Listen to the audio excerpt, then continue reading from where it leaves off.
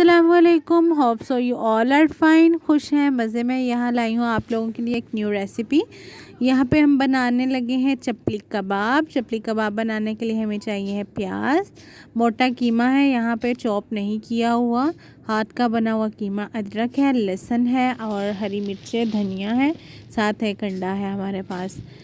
अब हम इन सारी चीज़ों को चॉप कर लेंगे। अभी इसमें मैंने एग ऐड नहीं किया।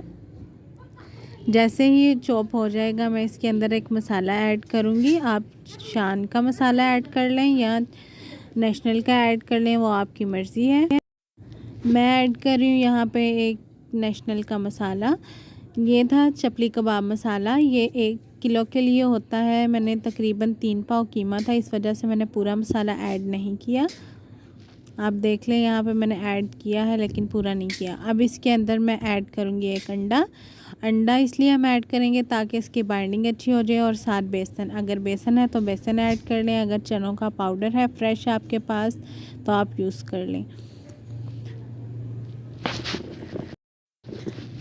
इसकी बाइंडिंग के लिए मैंने इसमें ऐड किया था बेसन। यहाँ पे हमारा मिक्स हो चुका है। तकरीबन मैं इसे 1-2 घंटे के लिए रख दूँगी।